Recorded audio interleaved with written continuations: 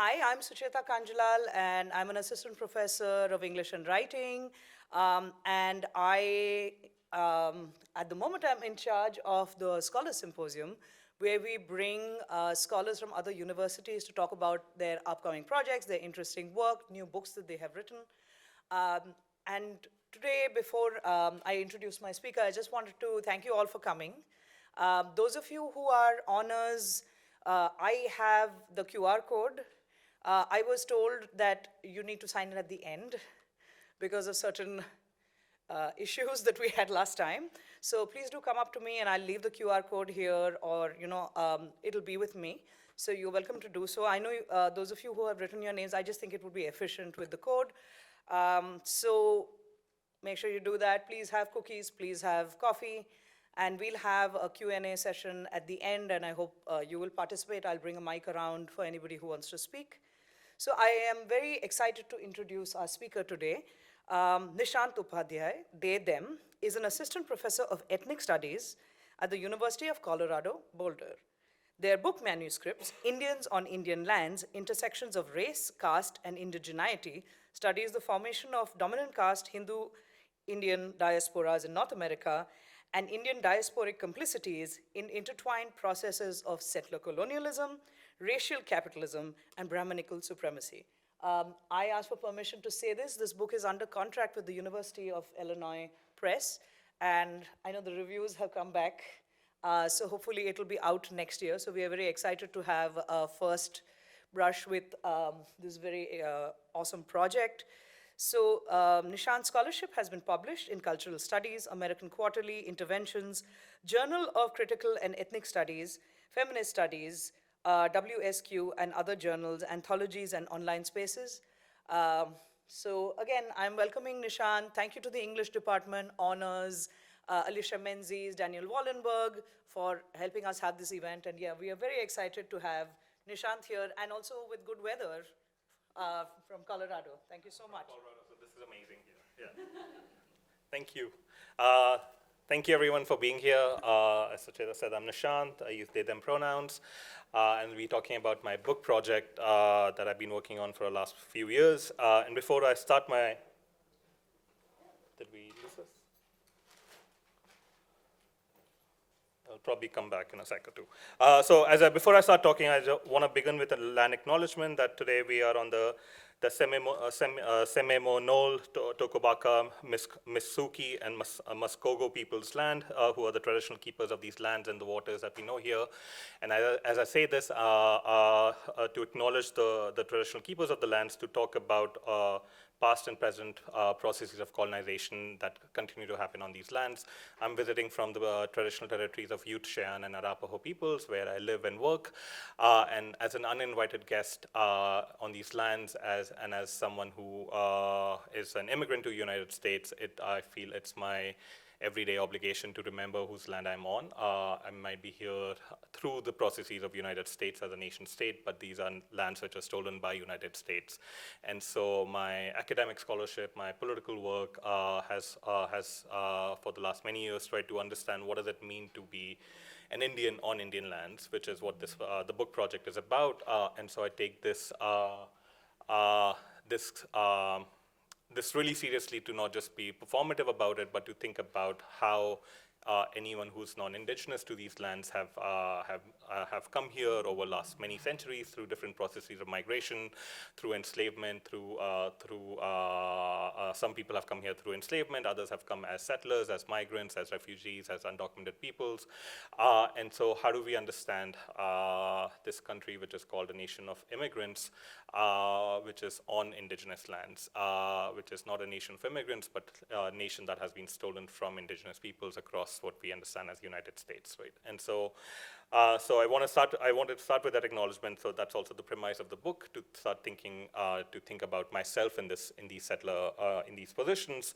A lot of my work is actually based on Canada, and so I'll be talking about the Canadian context today. But Canadian and American contexts are very similar in terms of settler colonial processes, in terms of migration processes, and in terms of how we continue to, within both these nation states, there's a constant erasure of indigenous peoples and their lands that have been taken away from them for centuries. Along with acknowledgements, I also want to thank Sucheta for bringing me out here, and English and Writing Department for having me here, for Pamela for organizing all the things and making sure this trip has been smooth, and for all of you to be here on a Friday afternoon.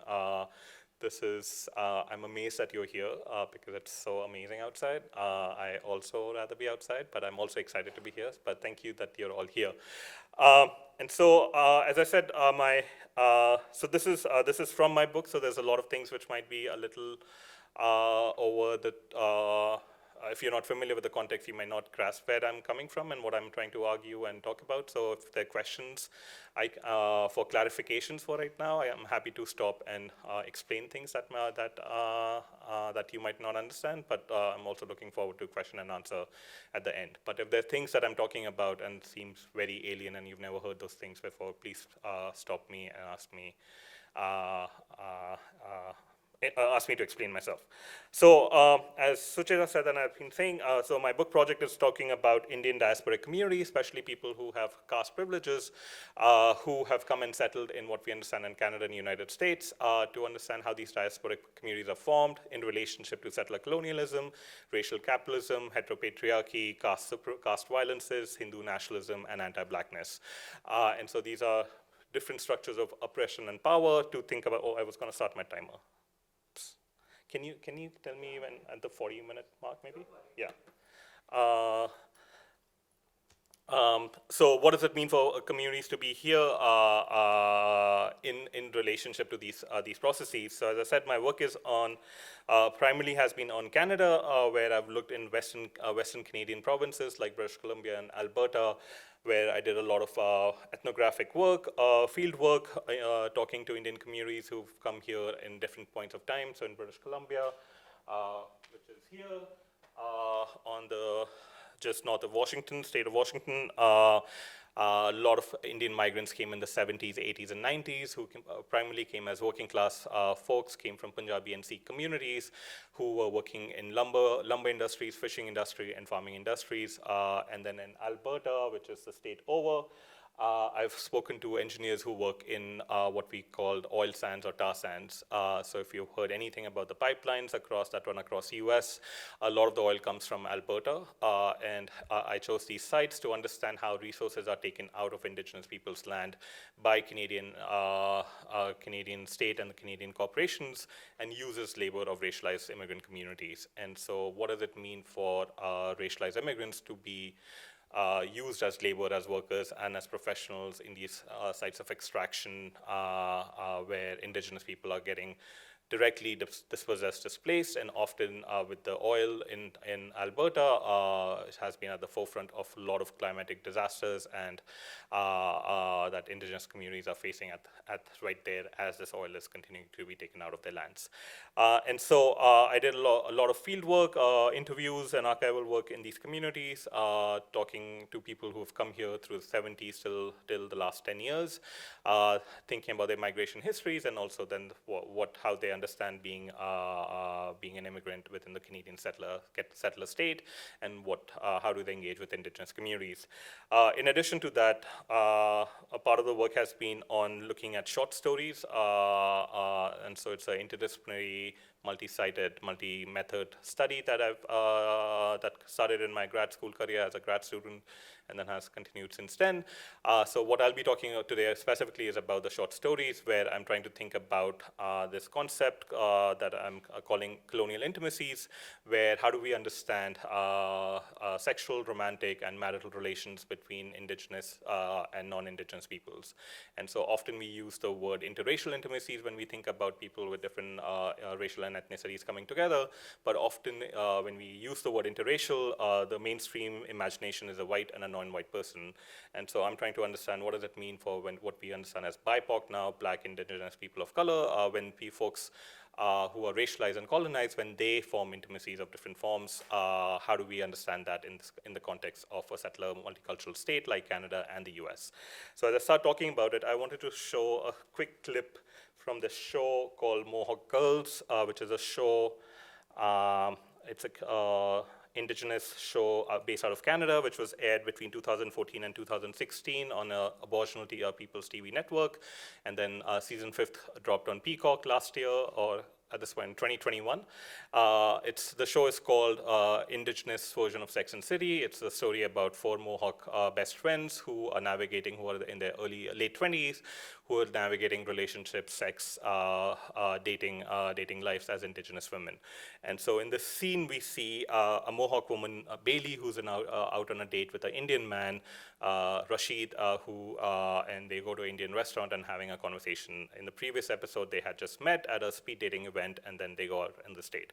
So we're going to watch a 1-minute clip from this show, and then I'll talk about why I'm talking about this. So after we met at speed dating, I did some research on the internet about Aboriginal people. That's really sweet. I don't know a lot about your culture, but I am very excited to try some Indian food.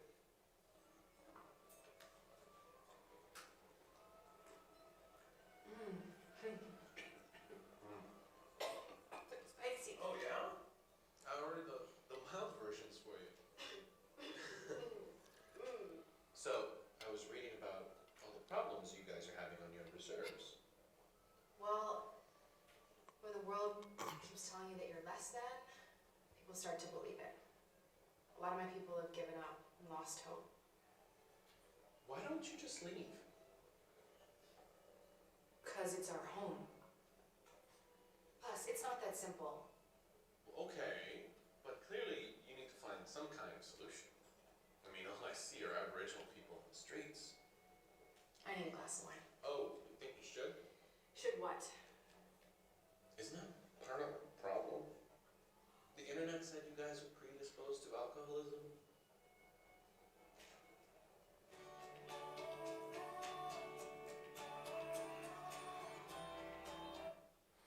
Okay, so in this brief exchange between 2 Indians, we witness what otherwise could have been a romantic date.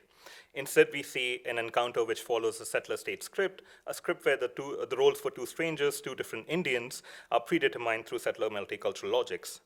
On everyday scripted encounters between black and white folks in the US, Sharon Holland writes, quote, "The persistent ordering of such a meeting, one that we usually show up to with script in hands, might lead us to understand the fervent desire to move beyond an encounter that has already occurred in blood, and yet in time and space remains a non-occurrence," end of quote. Similarly, yet through different colonial logics, the scripts for 2 Indians also reveal the racial sexual dynamics at play, where temporal and spatial differences are erased under the guise of multiculturalism. 2 Indians, as Thomas Highway frames it, are worlds apart. One Indian comes from the people who are supposedly predisposed to alcoholism, and the other Indian comes from a culture of spicy food. One Indian, however, is on the colonized lands of the other Indian. Rashid seems oblivious to his presence on indigenous lands and his diasporic mobility. After all, he could have a home on Bailey's homelands, only to ask her, "Why don't you just leave?" More than a century prior to Mohawk Girls, in August 1907, the Victoria Daily Times reported on the front page that an Indigenous woman left her husband and daughter to elope with a Hindu man. Besides the story from 1907 and the brief encounter between Bailey and Rashid in 2014, the limited references in popular culture, literary texts, and archives around the intimacies between the 2 Indians. Yet, in the span of over a century, it is reasonable to assume that indigenous peoples and diasporic Indians would have encountered each other more often. The settler state can claim to be neutrally out of such encounters, even as the settler multicultural processes continue to shape these intimacies and keep indigenous peoples and diasporic Indians apart. At the same time, it also gives us a glimpse of hope, a potential for intimacy, and perhaps decolonial love and solidarity. Nayan Shah calls interracial same-sex relations and heterosexual marriages in the making of North American West in the first half of the 20th century stranger intimacy. According to him, quote, "Certainly, migratory work and transportation crossroads produce environments of compulsory sociality, but it was the appetite for passionate engagement, the determination to smash alienation, and the desire for visceral solidarity that created both fleeting and enduring relationships," end of quote. Stranger intimacy conceptualizes quotidian encounters and intimacies that either reproduced social hierarchies or subverted them through social relationalities. Similarly, Rennie Samavani illustrates colonial proximities between indigenous people and Chinese migrant in British Columbia at the turn of the 20th century, which unfolded in overlapping temporalities that produced uneven and contradictory colonial geographies of racial power.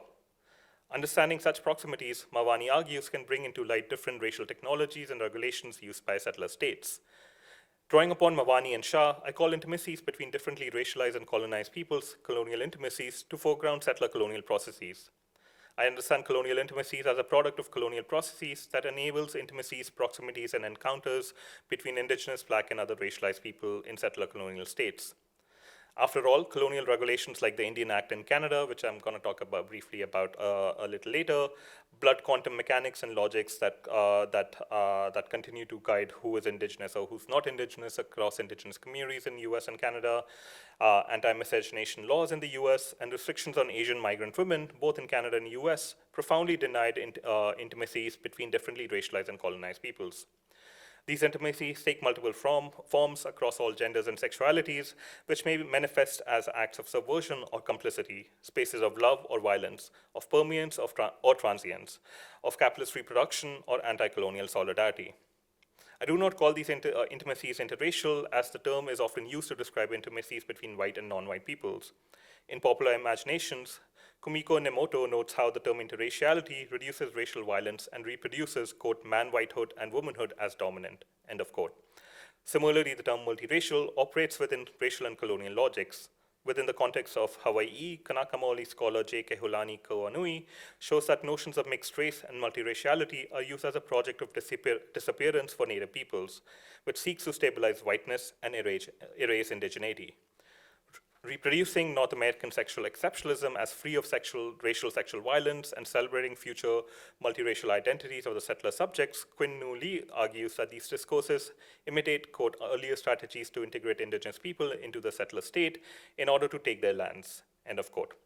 Thus, analyzing colonial intimacies allows for a fuller engagement with workings of coloniality of racial sexual power. Analytic of colonial intimacies does not seek to deny agency and desire. Rather, it highlights how bodies encounter each other within the white settler state and how the trajectory of these intimacies are scripted through settler colonial logics, though not necessarily in totality of any forms. These intimacies, as I said, lie in a continuum of possibilities and impossibilities between reproducing violent structures of oppression and fostering decolonial solidarities. It is these possibilities that makes the anxious settler state invested in keeping colonized and racialized peoples apart, intimately, culturally, economically, politically, and geographically. Since limiting of erotic desires was at the heart of colonial racial capitalist logics, I argue colonial intimacies have the potential to open to other possibilities that take us beyond the realms of reproduction, property, and family. Impossibilities of such intimacies can potentially be critical sites of dismantling the settler state and work towards decolonization. Oh, I forgot about the slides.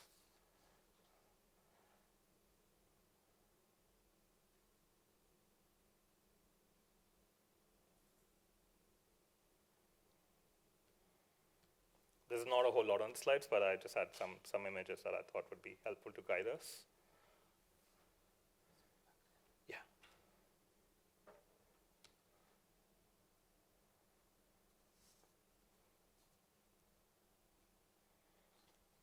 Take a second for it to come back. Maybe leave it plugged on, and if it doesn't come back in a minute, then we can see.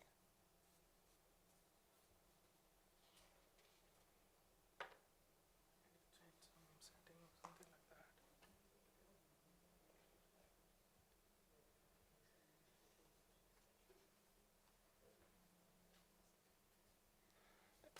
It's totally okay. Oh, great.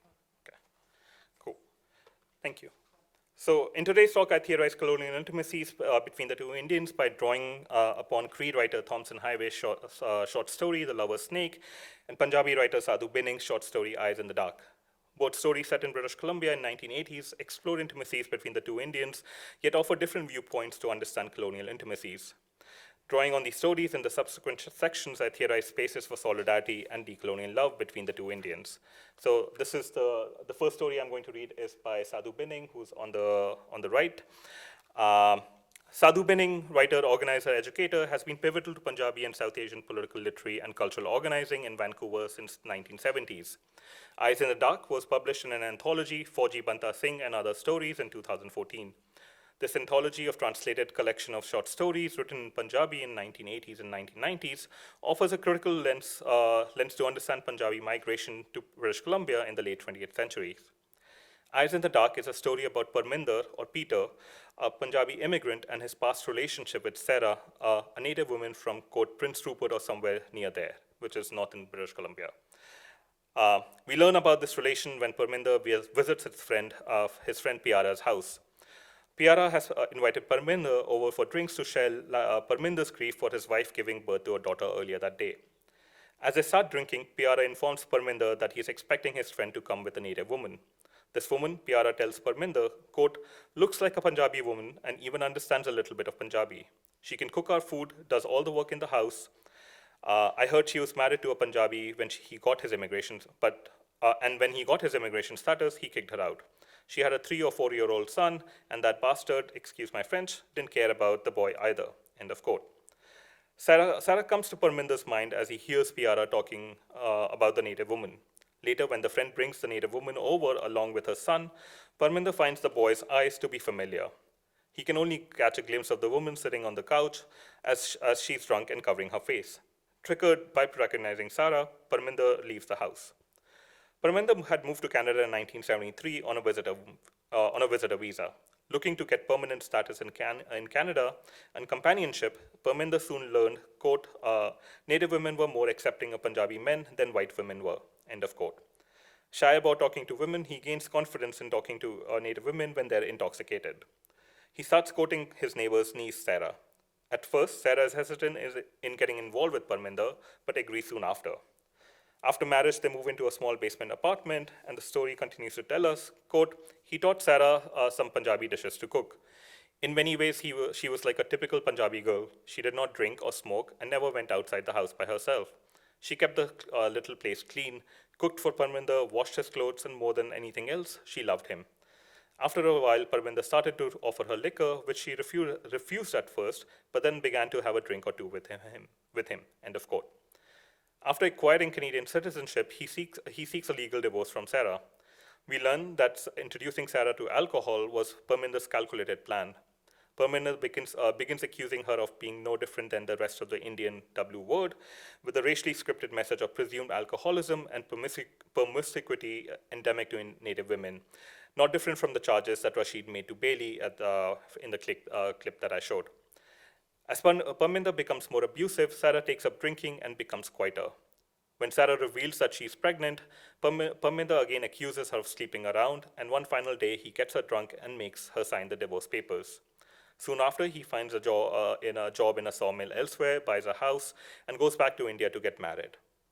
In the story, Binning captures Punjabi masculinity and gendered violence he witnessed around himself in the 70s and 80s, paying special attention to the power dynamics between Indigenous peoples and Punjabi community.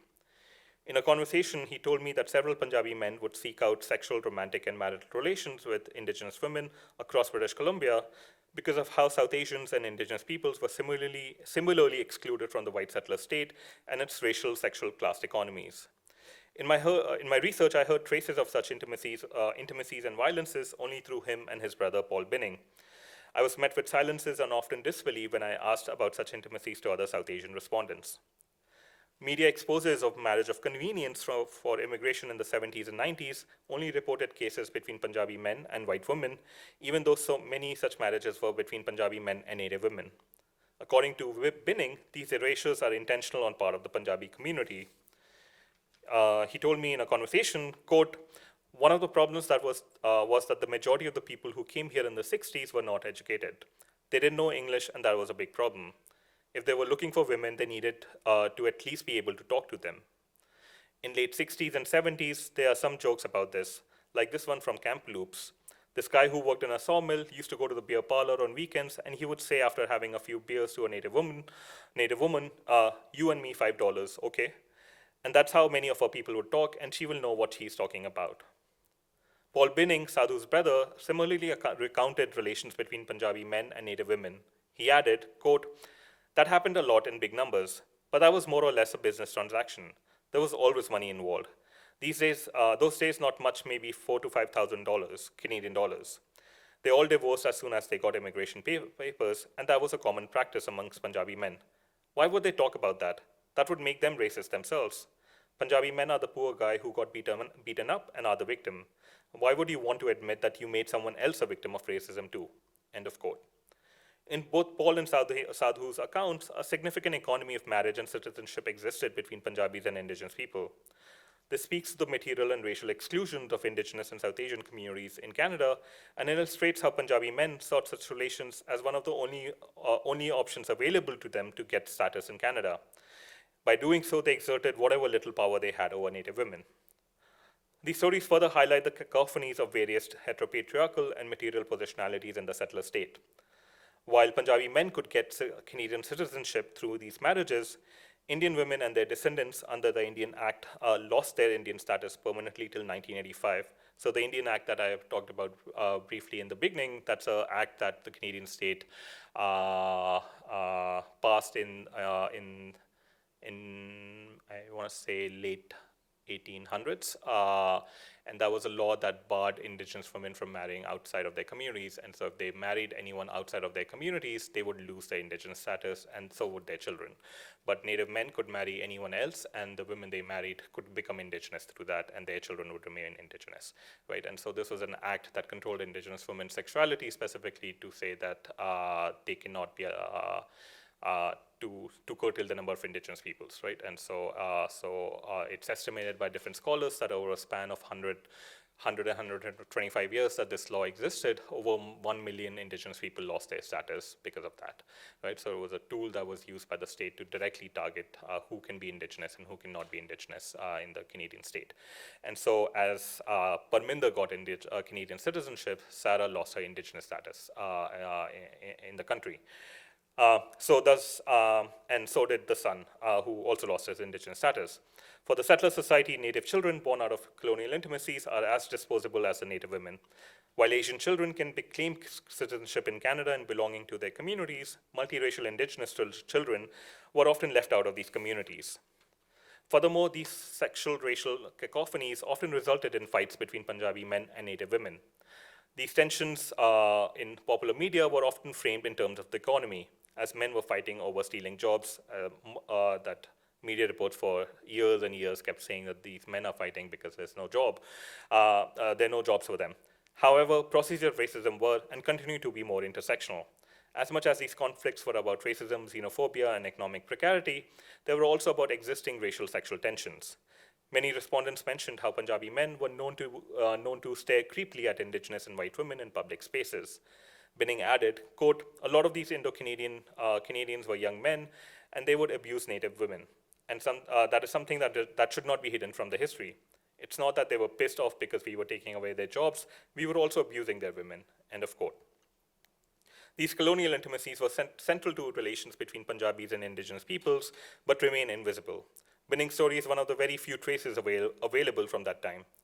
While Binning's story is an important example in his efforts to demonstrate solidarity, the story reproduces some of the colonial logics as it leaves Native women silenced and passively victimized. I'll come back to this point after discussing the next story, which is by Thomas Highway, who's on the left there. His story called Lover Snake, which is an Indigenous queer narrative that challenges heteronormative erasures in Binning's story. Thompson Highway is an internationally acclaimed Cree playwright, novelist, pianist, and songwriter. His story, The Lover Snake, is a story of two lovers who are, quote, more than friends, more than brothers, more than lovers even. A Sikh man, Daljit, and a Cree man, the narrator. The story was written in 1985 and published in an anthology of Canadian Native literature in English in 2013. From the beginning, the readers are told of the differences between the two Indian men. Quote, "An unusual alliance people would observe from time to time.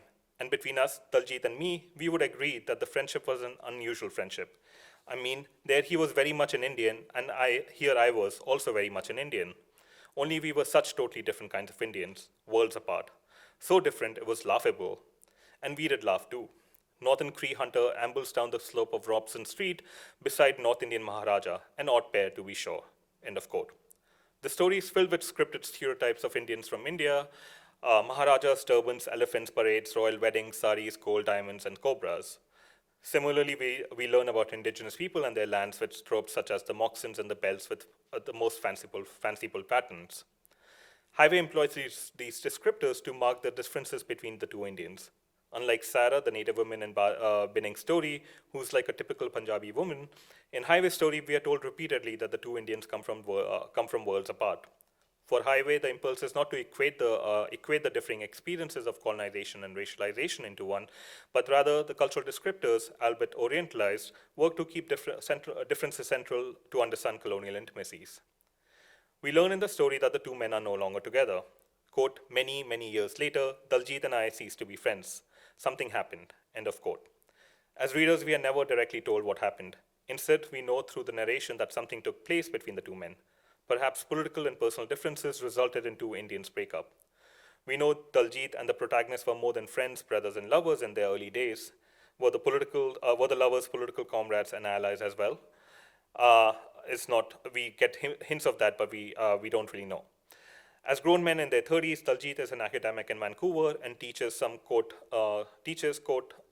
obscure Eastern philosopher whose work relies to a great degree on the inner workings of the myth and legend, end of quote. Whereas the protagonist, the Cree narrator, is working on reviving indigenous philosophies which are long thought to be dead. As the narrator is working on indigenous resurgence and fighting for self-determination, Daljit is an academic in a colonial university. As an institution complicit in indigenous dispossessions, universities work within colonial epistemologies that often disconnect praxis from theory, myth from reality, abstract from materiality, past from present, colonialism from post-colonialism. Thus, the academy allows Daljit to work on Eastern philosophies, alienated and disengaged from Cree and other indigenous philosophies. It is indeed easy to study far-off and worlds-apart philosophies and not engage with contemporary indigenous resistance in the 80s to now. Perhaps political and intellectual difference were the reasons for their breakup, but Daljit's inability to engage indigenous philosophies make him more settler-like and thereby more complicit in the colonization of indigenous peoples. What does then solidarity look like in colonial intimacies? I explore the questions of haunting and solidarity in the making of colonial intimacies in the next section. Haunting is a recurring theme in Binning and story, a highway story. In the Eyes in the Dark, Parminder sees the eyes of his son, and quote, for a moment, Parminder thought he had seen those eyes before. Those eyes reminded him of Sarah, the native woman he had married to seek Canadian citizenship. In The Lover's Snake, the protagonist sees a photograph of a Sikh man on the cover of a magazine and thinks of his Sikh lover. Quote, I wonder if this is in Daljit there in his brilliant orange turban and his fine dark beard, end of quote. It is through the haunting eyes and the photograph that we learn of their past lovers and colonial intimacies. Unagi scholar Eve Tuck and C. Ree argue that, quote, haunting is both acute and general. Individuals are haunted, but so are societies, end of quote. Hauntingness, thus, is a constant reminder of the past and a call for the futures to be decolonized. The hauntingness in the stories tells us about the course of the past, of genocide, of exclusion, of abandonment, of colonial, racial, and gendered violences. As Choctaw scholar Jody Bird writes, quote, the recognitions and misrecognitions of racial, gendered, class, and colonial politics of belonging that haunt us still in the lands, that bear the on-making markers and violences of multivalent dispossessions, end of quote. Then for the love to haunt is to remind us of colonial processes in the making of these intimacies. The two Indians come together and pursue haunting desires within the logics of settler colonialism. These intimacies, proximities, and encounters, heterosexual or queer, fleeting or long-term, violent or transgressive, are made possible through settler colonial processes that are always continuously haunted and haunting. As I noted, the archives are filled with erasures and silences on intimacies between the differently racialized and colonized peoples. These silences are also haunting on their own. Both Binning and Highway stories reveal these haunting intimacies to give voices to those erased from the archives and the public memories. Both authors are writing these stories from a place of solidarity to unravel shared and differing, complicit and contradictory, and past and present experiences of racialization and colonization. What is then politics of writing as solidarity or solidarity through writing? Stolo author Lee Marickel's short essay, Yin Chin, offers a methodology for writing solidarities by questioning her own complicities of racializing others. She says, "How kind of the unworld to school us in ignorance," end of quote. On reflecting upon her proximities to Chinese people, she writes, quote, we were born during the first sword wound the third world swung at, sorry. We were born during the first sword that wound the third world, sorry, some word is missing here, wait. That wound, I don't know what is missing. But I'll continue with the quote. I'll leave the third world imperialism here. We were children of that wound, invincible, conscious, and moving on up. We could laugh because we were no longer a joke. But somewhere along the line, we forgot to tell the others that thousands of our folks, and she's talking about her indigenous community, Stolo indigenous community, that still tell their kids about the old Chinaman, end of quote. Marickel illustrates the ways in which solidarity is orally conveyed and mobilized, and how writing is anti-racist and anti-colonial solidarity for many Indigenous and Asian Canadian writers. Binning, Highway, Marickel, and others provide an array of examples for writing as solidarity or solidarity through writing. However, processes of writing solidarity are fraught with complexities. Reading some Asian Canadian and Indigenous texts, Rita Wong argues that the intimacies in these texts highlight how, quote, how much remains to be addressed and worked through in the processes of decolonization. She asks that Asian writers in their anti-racist and anti-oppression practice need to be attentive to Indigenous peoples and the lands in their works, but at the same time not reproduce and rely upon prevailing settler colonial logics, settler colonial and anti-Indigenous logics. For Wong, the process of doing it well requires an understanding of how one is embedded within power relations. Thus, writing as solidarity requires a critical engagement with settler colonial and white supremacist processes, as well as an interrogation of positionalities and complicities of the authors. Binning wrote Eyes in the Dark from a similar place of solidarity to Indigenous people. He critiques masculinity and gendered violences and pays critical attention to the power dynamics between Indigenous peoples and South Asians in British Columbia. Highways, The Lover Snake, offers a story to center Indigenous queer voices and challenge heteronormative erasures. Further, it also foregrounds simultaneous but different processes of racialization and colonization of the two Indians. The deliberate choices by the authors demonstrate their political investments in dismantling settler colonialism and white supremacy. However, as Binning's story seeks to unsettle colonial logics, it invariably reproduces some of the logics by rendering Sarah as the passive victim. Even as Binning challenges the settler scripts of Indigenous women as promiscuous and alcoholic, in the processes he renders her voiceless and without agency. We do not hear her story, and we are told of the infinite ways that she is exploited. The only insight we have is that she had reservations about choosing Parminder because of her sister's experiences of abandonment by a white lover. Indeed, Sarah, reflecting on her sister's relationship with a white man, is very telling in terms of Parminder's own racialized masculinity. Sarah still marries Parminder, which points to her desires, but remains silenced. The relationship appears much similar to fur trade relations between white settlers and Native women, where white men relied heavily on Native women for their expertise and knowledge. These dynamics change only when white men were able to establish colonial trade relations and dominance in Western Canada. While I'm not comparing white men to South Asian men, I posit that we can understand racialized masculinity vis-a-vis the Native women's agency more critically through this juxtaposition.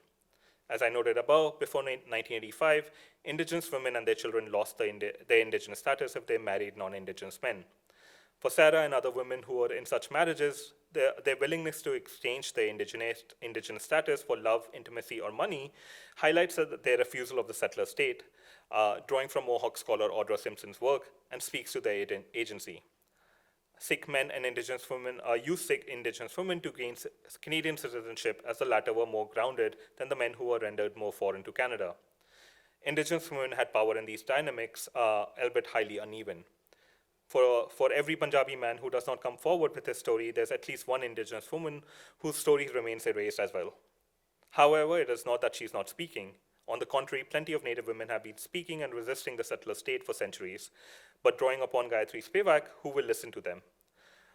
I argue that these erasures of Native women from accounts of colonial intimacies reproduce the haunting state structures that enables the continued disappearance and killing of Indigenous women, girl, queer, and two-spirit peoples. To put it differently, effacing Indigenous desires from these narratives is symptomatic to the settler state's apathy and complicity with missing and murdered Indigenous women. Further, I should also note that South Asian women of all sexualities are also rendered invisible in such stories. Both stories by Binning and Highway center on Indigenous and South Asian cis men. For instance, we never hear from Parminder's wife Kulveer in the story. Even when they're included, South Asian women remain excluded. South Asian women are absent from the memory, archives, and literatures, and consequently from my project as well, or from this chapter as well. Gendered racial exclusion is central to settler colonial logics of citizenship regimes, both historically and contemporarily, that continue to erase racialized women, even though their reproductive and non-reproductive labor remains important for settler economies to maintain themselves. Queerness, therefore, is a limited framework if Indigenous and South Asian women are erased from narratives and theorizations. I had a small section on caste, but maybe I'll skip because of time. Yeah, I'll go towards the conclusion. I'll just require a little bit more unpacking. So as I conclude this talk, I want to share another incident of such relationalities. In February 2013, at the peak of the Idle No More movement, an Indigenous woman wearing an Idle No More t-shirt was attacked by a group of approximately 10 South Asian men in Surrey, British Columbia. Many South Asians and Indigenous organizers in the city, outraged and distressed by the act, came together to challenge heteropatriarchal and colonial violences within their communities and outside. South Asians sought to express their sympathies and solidarities with the Indigenous women and the community, recognize their own complicities within settler colonial project, and disrupt heteropatriarchy within South Asian communities. At the same time, many South Asians carefully addressed the instances of violence to avoid media portrayals of all South Asian men as misogynists. Similarly, Indigenous organizers wanted, on the one hand, to contest anti-South Asian racism within their communities and express racial solidarity with South Asians, while on the other hand, still hold South Asians accountable for their acts and complicities. Many South Asians and Indigenous organizers came together to organize an event called Bridging Culture, an Indigenous and Indo-Canadian South Asian gathering to show support to the young women as well as the Indigenous and South Asian women who continue to face heteropatriarchal, racial, and colonial violences. A group of South Asians also released a statement after the assault. The statement, titled "A Joint Statement of Concerned South Asians in the Lower Mainland," read, quote, "We are a group of South Asians who are troubled, outraged, and saddened by the act of patriarchal and colonial violence that took place this past Sunday in Surrey. We write this letter to condemn this attack and to express our solidarity and support for this sister and her loved ones. This act is the latest in the long legacy of continued gendered violences against Indigenous women. Racist stereotypes label all our communities as backwards and violent towards women. We reject those stereotypes. Heteropatriarchal violence is endemic across racial identities and is further exacerbated by colonialism and the subjugation of racialized and impoverished communities. As South Asian women, we have been struggling against racism, patriarchy, and colonialism for many centuries and strive to build respectful and accountable alliances with the original women of Turtle Island. We continue to unlearn the colonial mentalities imposed upon us and are dedicated to ending violence against all women and seek to decolonize our relationships with Indigenous nations." End of quote. I share this statement to illustrate the racial sexual dynamics within colonial intimacies. The powerful statement highlights the shared patriarchal violences and continued legacies of colonialism that affect Indigenous peoples and South Asians, albeit in very different ways. While recognizing how heteropatriarchy affects South Asian women, the signatories of the statement highlight how South Asians are complicit in gendered, sexual, racial, and colonial violences against Indigenous people. And most specifically, the signatories recognize how Indigenous women continue to be the face of these violences at the hand of the state, as well as the racialized communities. This is an example of colonial intimacies that is both a confrontation and transformation.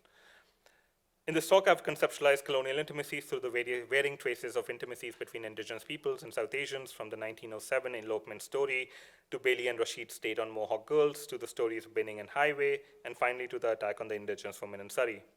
All these examples demonstrate how varied intimacies are, and nothing inherently makes these colonial intimacies anti-colonial. Rather, some manifest the most horrific forms of colonial violence, while some can imagine other futures. As a way of conclusion, I explore decolonial love in colonial intimacies, inspired by Frantz Fanon's words, where he says, quote, "Today I believe in the possibility of love.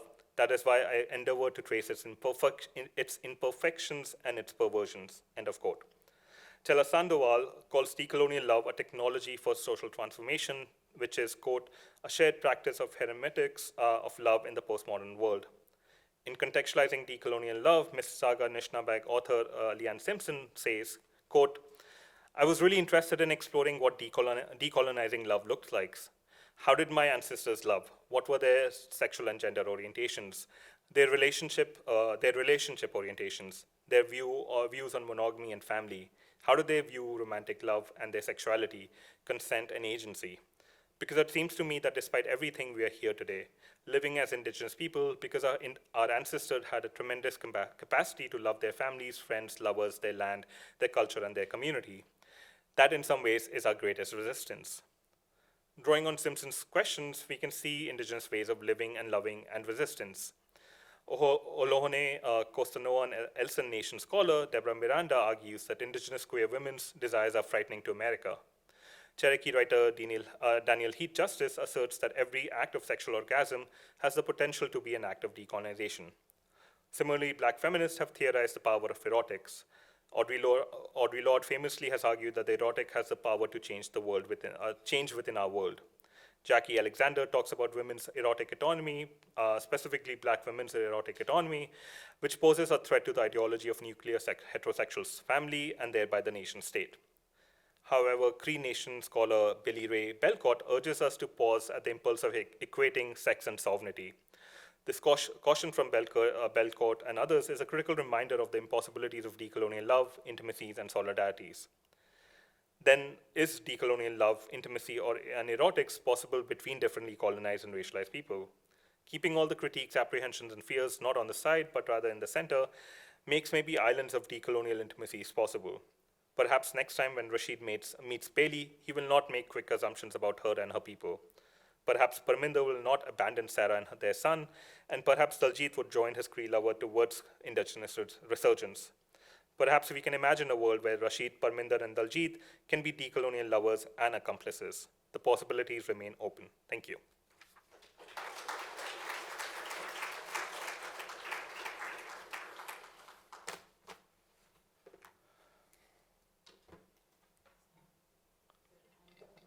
There is. Hi. So I'm happy to bring the mic to you. If anybody has a question, we would love to take your questions. You can raise your hand. Okay, Claire, just a moment.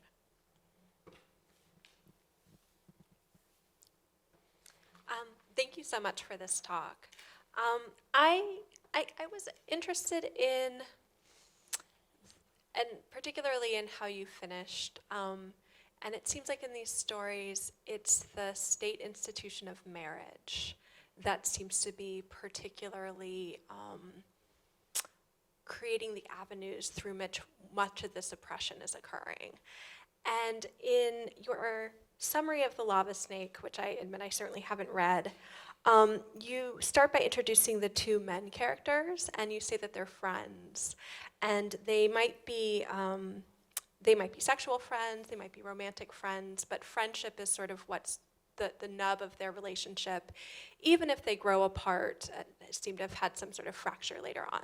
So I guess I was wondering if you would talk a little bit about the value of friendship as the type of intimacy versus marriage as you know, the intimacy that's happening. Yeah. Should I? Okay, that's a great question. Thank you so much. I hadn't really thought of friendships like that, partly because this is a story that was written in 1980s, right? So queerness may not have come out the way we now articulate queerness in stories, right? And so I was reading it through that lens, but I think friendships offers a lot more productive area to think about in opposition to marital state-recognized marriages, right? And so I think friendships, so part of my larger project, the part that I didn't talk about is looking at South Asian activists who are doing decolonial solidarity work with Indigenous folks. and a lot of folks talk about the importance of friendships, and more than friendships, the importance of relations, right? And I think through Indigenous frameworks about relationship with each other and the land are really important logics to decenter state-sanctioned and normative heterosexual practices, right? And so I think friendships, that to reimagine relations through the lens of friendship, broader friendship, which can be decolonial or anti-colonial, which can be about politics on the street, but also politics on the bed, could be a framework,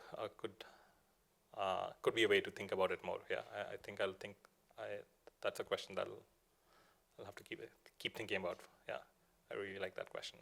Thanks.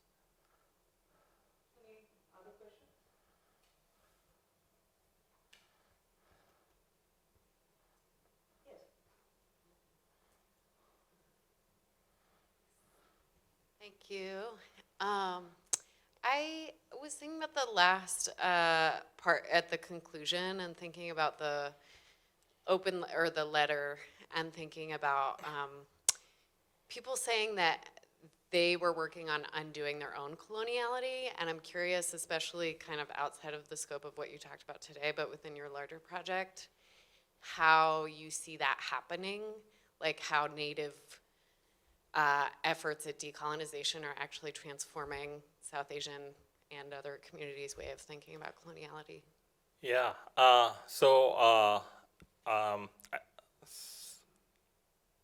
say something and then backstep a few. So I end this chapter with this idea of that they remain open and they're not violent, is learning from folks who are doing that kind of work across activism, art, community organizing, and scholarship, right? So there's like, at this point within the Canadian context and not so much in the US context, there's at least a few generations of South Asian activists who've been trying to do this kind of work, where bringing these conversations about how do we understand our presence on these lands and the different migration histories that South Asians have gone through. And South Asian is not a homogenous term in any way, right? So it also includes different forms of sexual, racial, and colonial violences that communities have gone through. So so there's a lot.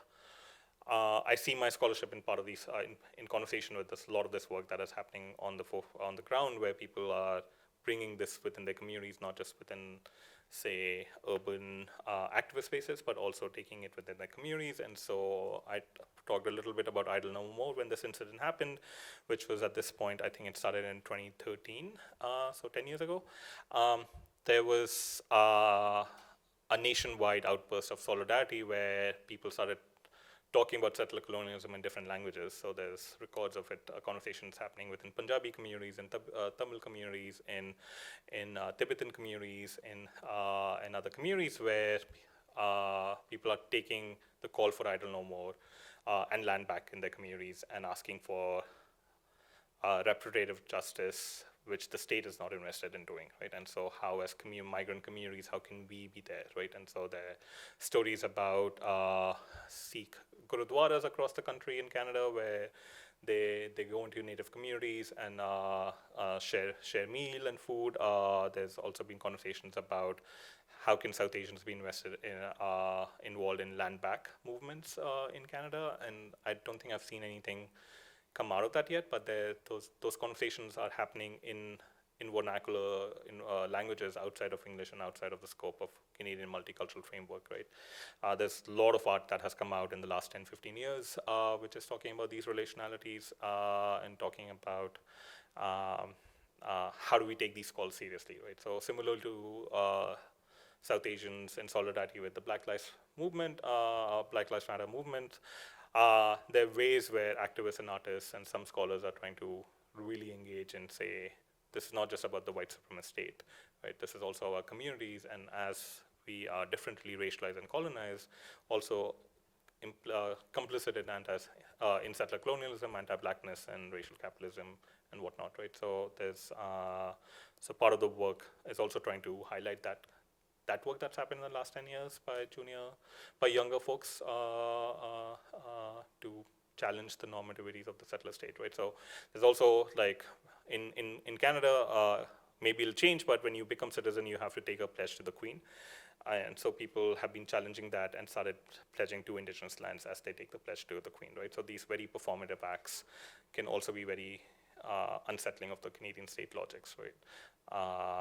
And so now with the pledges to the King, which is a different conversation, but there are now more conversations that this pledging should end.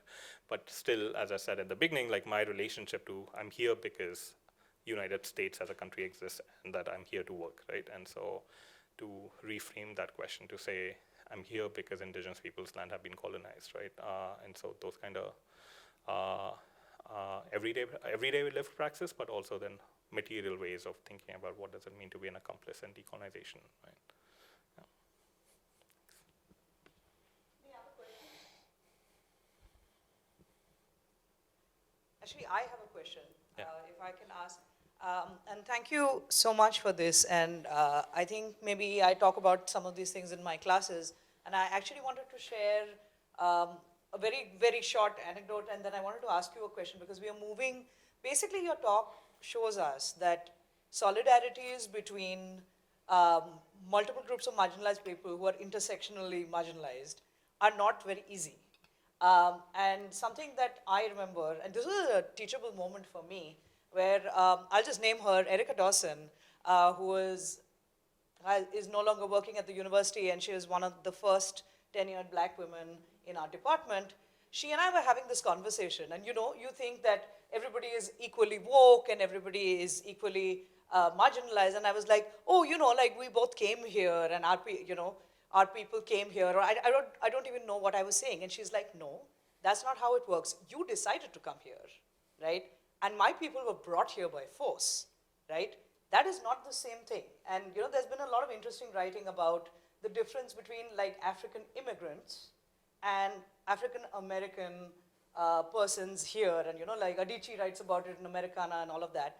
I was wondering, and I know that we saw a lot of this discourse on the internet. If you can talk about the complications between Black Lives Matter and South Asian peoples, given how much colorism is a reality, and how much like lack of intimacy and fear is between these two communities. Yeah, well, that's like a whole talk. Yeah, that's a Right. whole talk. Yeah. Yeah. But what I've been there's a lot happening there with that, right? And for the reasons you said. But in the last few years, I've been tracing how right-wing Hindu groups have been claiming solidarity with Black Lives Matter and Indigenous folks. And so I think there's something to be said about left progressive South Asians who are claiming solidarity and how faulty they can be on their own. But when the right wing uses language of we are as marginalized as black people, or they use statements like, for Indigenous solidarity, they would say, we were colonized by Britishers for centuries, and now Indigenous people are getting colonized. And these discursive grammars that they use to talk about their oppression and then to come in solidarity, right? It's fascinating how they mobilize that and how much erasure happens, which that erasure is the same also part within the progressive communities in terms of colorism, casteism, anti-blackness in South Asia, which has its own genealogies overlapping and connected with European processes of anti-blackness, but also separate. But in similar ways, right? I think I've learned from that scholar the critiques of that solidarity, that just because I'm read as a person of color here does not mean my solidarity with Indigenous or Black or other communities of color is organic, right? It can never be, and it's always part of these logics of violences that we all bring to the space through our the different bodies that we embody and the different ways that histories that we come in through the space. So there's never that's where racial solidarity fails, right? When we mobilize only race as a narrative and not other logics of capitalism, heteropatriarchy, colonialism, and whatnot, right? And so we've seen across communities, but specifically within different Asian communities in the last 10 years with the Black Lives Matter movement, how fake they are often, right? And how little they can achieve, yeah. Thank you. Any other questions? No? Okay. so much for coming today, and thank you for being a part of this talk. Again, I'm reminding you, if you are in honors, even if you have signed in, please do come and use the QR code so that we know that you were here. Please do take more cookies. As a South Asian mom, I don't like leftovers, so please take some. And please feel free to have more coffee and tea.